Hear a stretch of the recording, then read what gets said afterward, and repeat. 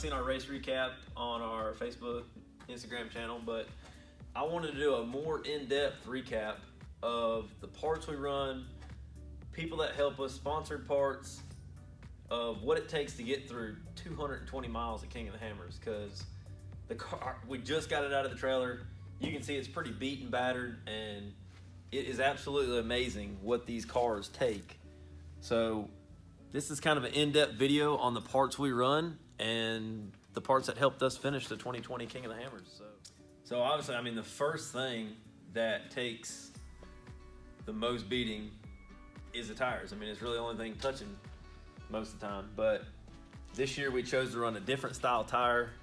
Went with a creepy crawler from Maxxis versus the Trepidor that we've been running for the last 10 plus years. And man, was I impressed. I only brought 4 of them, so if I blew one out, a trip was gonna have to go on there. Well, I still got 4 creepy crawlers on the car. They wore perfect. I mean, there's a lot of wear on them, which is actually really good because that means they're still soft enough. They were grabbing rocks, and it's a bi-supply tire. You can drive it on the street, and man, 4 of them lasted through qualifying, lasted the whole race. 12 was official. I think we actually missed a turn. We did probably 220. So anyways, Maxxis creepy crawlers in the desert, man, they worked great. And I also run Raceline Monster beadlocks. These are actually RT 232s.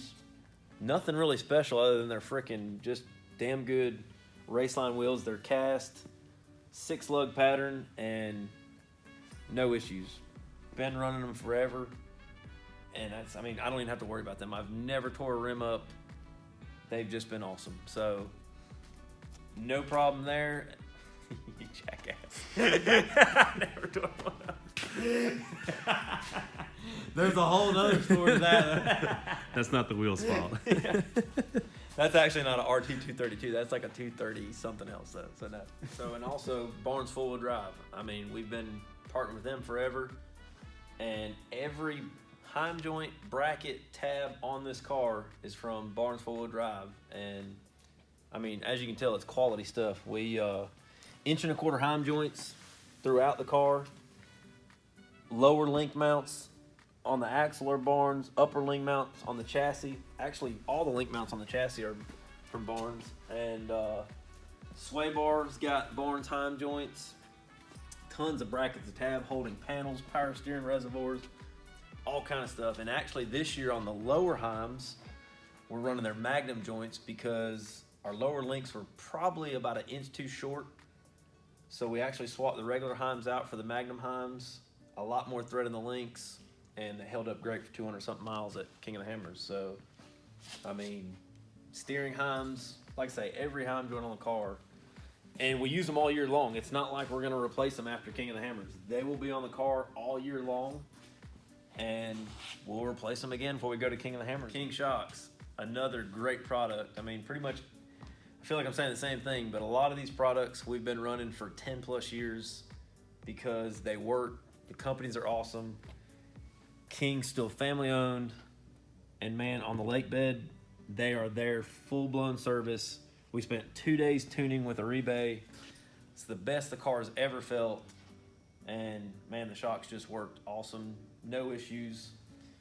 All the fluid you see on the car is basically power steering fluid. We had no, shocks weren't leaking anything, and man, Aribe tuned them up pretty good. So our new worn winch, we got the new Platinum Series Xenon, and this thing was clutch. We only had to use it one time, and co-driver not having to fool with the drum.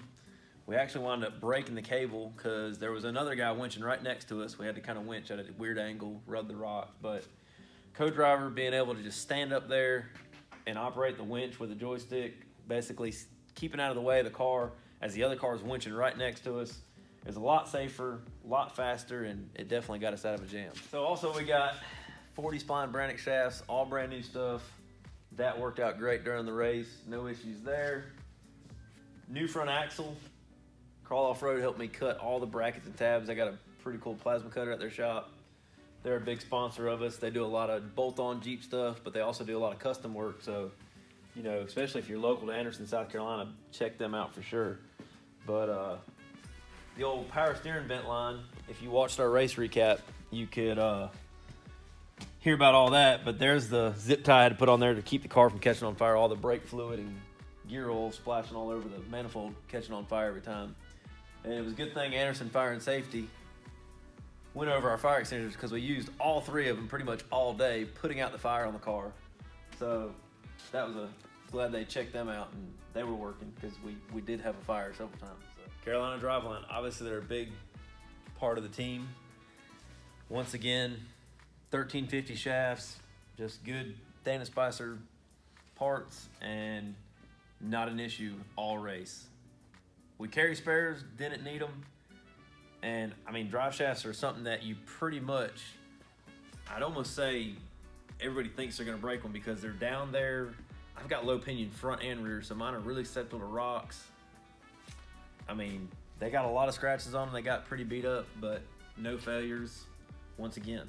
So Mob Armor was a pretty cool company to work with this year.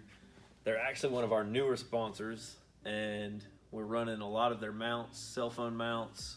We got them in the RV, we got them in the Jeeps. We also used it to mount our iPad for navigation, and they did some pretty cool videos for us. So check their website out, check the videos of us out, and check their products out. This is great. So another funny thing during the race, I think during the live feed, I think they were talking about what chassis I run. Some people were saying Jimmy, some people were saying Miller's. Well, no, actually this is a 7-year-old chassis that a good friend of mine right up the road here, Tommy Glenn, built. Me and him and my buddies, we kind of threw our ideas together, copied some other people's ideas, and this is our chassis. This is Tommy Glenn's chassis. He's the only guy, I think I've had 3 or 4 race cars now. He's built all of them. So it's not a Jimmy's, it's not a Miller's, it's a Tommy Glenn chassis, and 7 years old. This thing's held up pretty dang well. Okay, also another product that takes some major abuse is trail gear housings. I mean, the axles hit every single rock out there.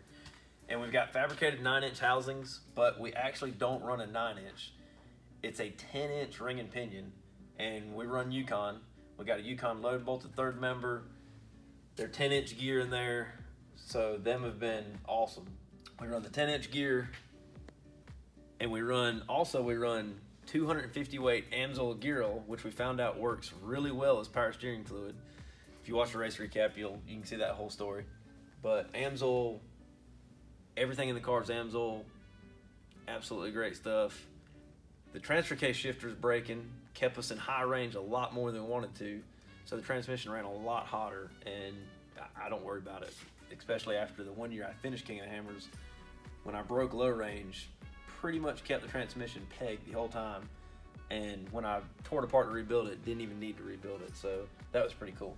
Another cool product we run is actually Griffin radiators, fluid coolers, everything, and what's cool about them is they're really one of the reasons King of the Hammers got as big as it was. Dave Cole went to them, threw the idea of this race at them. Well, the cool thing about that is they're only 30 minutes up the road, the manufacturer is, so it's kind of cool being able to go up there, see where they make them, talk to the guys about, feedback on the products we run with them. So Griffin fluid coolers throughout. I mean, you can see my radiator is actually really small for a 700 horsepower engine, but make up with that with the oil cooler, so they definitely keep me cool. We've got a 100-watt rugged radio system in the car. Intercoms, actually we got an older intercom system, and I mean, it's 7 years old. We got the rugged pumper, all that stuff worked great. I mean, being able to talk with that 100-watt to your pits really helps out, so that helps out. Then we got Holley EFI. I mean, I run a complete Holley setup, and what's awesome about that is tuning concept, James Schofield, he helps us out. And maybe you can do this with a regular computer, I'm not sure, but it sure is nice for me to be able to log into my Holley system.